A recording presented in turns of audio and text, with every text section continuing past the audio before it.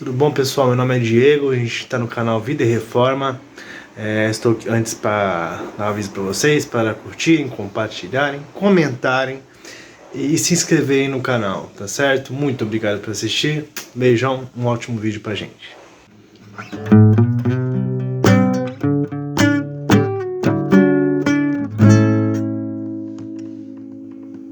Olá pessoal, tudo bem? Meu nome é Diego. Eu tô aqui para falar bem rapidamente sobre um assunto, na verdade são dois assuntos que me tocaram muito o coração ultimamente para ser falado, e fazendo uma retrospectiva, né, da minha busca, né, por conhecimento, por intimidade com Deus, por entender quem é Deus. Eu extraí duas dicas, assim, duas características mesmo da minha vivência, assim, que podem ser muito úteis para a gente começar a buscar Deus de um modo mais sério, mais focado, com mais objetividade, entendendo, né, qual é a função principal, qual é o propósito da nossa vida, o tempo que nós gastamos, tal. Na verdade, essa questão do dia a dia, da nossa rotina, a questão de prioridades, isso aí é pessoal de cada um. Só que eu entendo que nós quando começamos a estudar a palavra de Deus, nós todos começamos como se fosse uma obrigação, né? Como se fosse para eu crescer espiritualmente eu preciso ler a Bíblia, independente de qualquer coisa.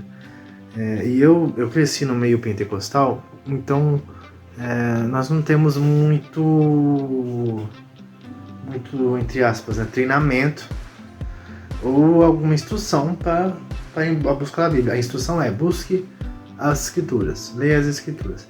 Só que uma pessoa lendo as Escrituras, recebendo essa ordem, sem instrução, sem direcionamento, não só em como ler as Escrituras, mas em o porquê ler as Escrituras, entendeu? E eu comecei a entender esse propósito do conhecimento de Deus e a seriedade que depois eu comecei a estudar duas matérias em específico, e é isso que eu quero falar para vocês. Quais são essas duas matérias que fazem uma pessoa ter mais seriedade ao estudar as Escrituras, ao buscar o conhecimento de Deus? Eu vou falar sobre essas duas matérias. Não vou me aprofundar muito, mas eu vou falar o que mudou na minha visão de mundo, na visão da minha epistemologia e na minha relação com as Escrituras, tá?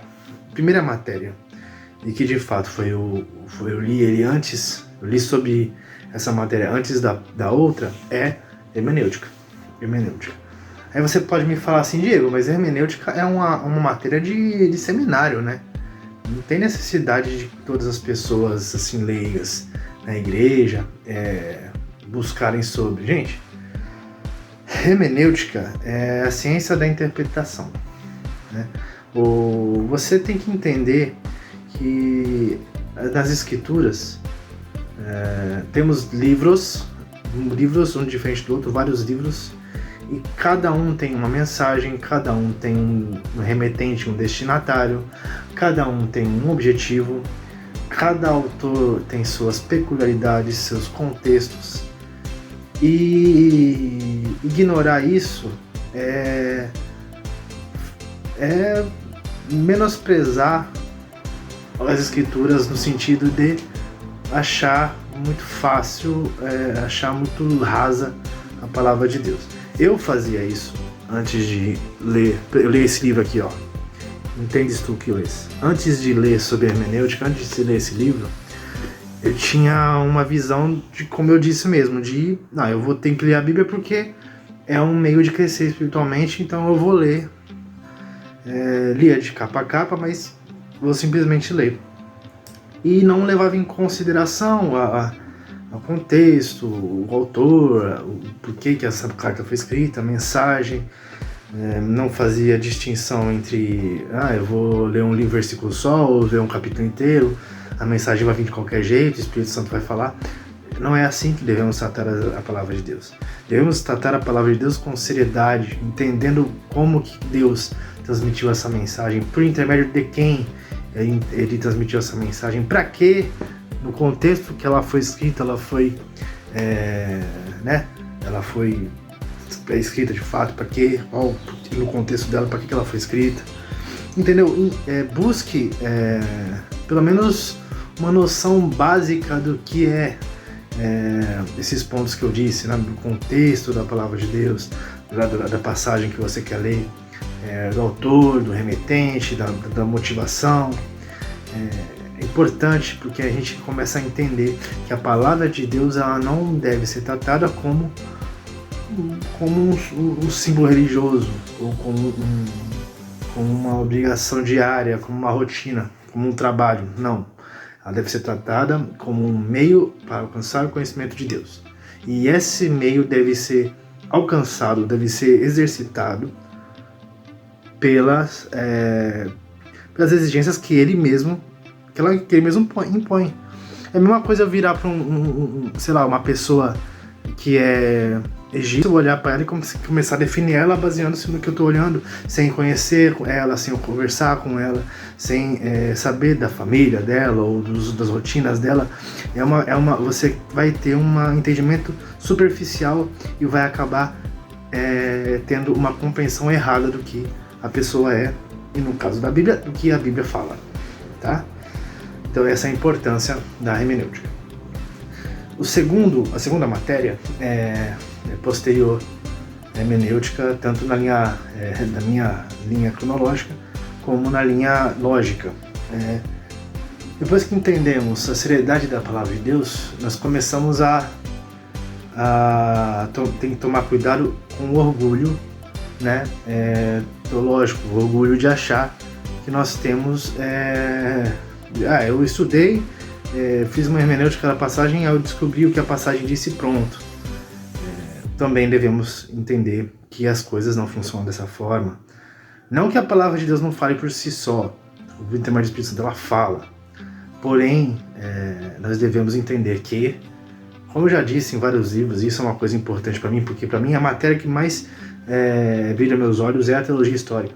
Entenda a história da teologia. Entenda a história do pensamento cristão. Não estou falando de história da igreja, estou falando de história do pensamento cristão. Tá? Entenda o caminhar do pensamento, o caminhar das ideias, como que a igreja começou, como que ela se desenvolveu em suas ideias, na sua teologia, na sua doutrina, e como ela chega até hoje. Entendeu? Por que aconteceu a reforma? Qual a importância de Santo Agostinho para a história da teologia? Qual a importância de São Tomás de Aquino? Sabe? Não, mas isso é inútil para nosso entendimento da Bíblia. Gente, não é inútil, porque a gente só entende a palavra de Deus como ela é hoje, baseando-se no que os pastores pregam, no que os padres pregam, ou no que os livros dizem, ou no que a palavra de Deus muitas vezes traz para nós, por pregações e sermões e textos, por causa dessas pessoas que estudaram antes, entendeu? Não estou falando para endeusar eles, ou para levar eles como se fossem canônicos, não, mas essas pessoas que consideraram a palavra de Deus canônica, quiseram ensinar para todas as gerações, incluindo nossa, que a palavra de Deus prega determinada coisa, entendeu?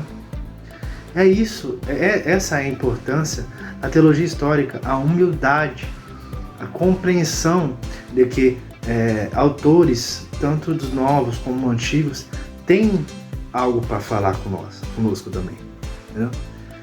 E quando eu comecei a ler a teologia histórica, gente, me brilhou os olhos demais, porque muitas coisas que a gente acredita, a gente vê que nunca foi acreditado antes. Isso fica bem claro, isso não é motivo para falar que uma doutrina está errada, porém é no mínimo